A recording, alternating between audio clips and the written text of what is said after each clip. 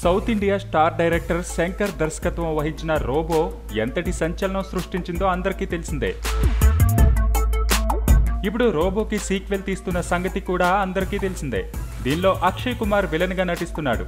Robo కంటే ఎక్కువ budget అవుతున్న ఈ సినిమాలో రజనీ సరసన అమీ జాక్సన్ ఒక్క పాటలోనే ఆడిపాడనుంది. అది డ్యూయెట్ సాంగ్. అవును, రెహమాన్ సంగీతం అందిస్తున్న ఈ సినిమాలో 6 పాటలున్నా కథలో సందర్భోచితంగా వచ్చి వెళ్ళిపోతాయి. రజనీ అమీ జాక్సన్ మీద వచ్చే డ్యూయెట్ సాంగ్ మాత్రం ఒకటే ఉందని రోబో టీం చెప్పుకొస్తుంది. ఈ పాటను ఉక్రెయిన్లో అందమైన ప్రదేశంలో చిత్రీకరిస్తున్నామని చిత్ర యూనిట్ చెప్తుంది. ఇంత భారీ బడ్జెట్ మూవీలో కేవలం ఒక్క పాట అంటే కథకున్న ప్రాధాన్యమేంటో అర్థమవుతుంది. శంకర్ తన మొదటి మూవీ జెంటిల్మెన్ ని పాటలు లేకుండా తీయాలనుకున్నాడు. అప్పట్లో అది కుదరలేదు. ఇప్పుడు శంకర్కి అవకాశం వచ్చింది. కానీ ఒక్క పాట కూడా లేకపోతే రజనీ అభిమానులు డిసప్పాయింట్ అవుతారని శంకర్ అనుకున్నారేమో. అందుకే వాళ్ళ కోసం ఒక పాట పెట్టాడు.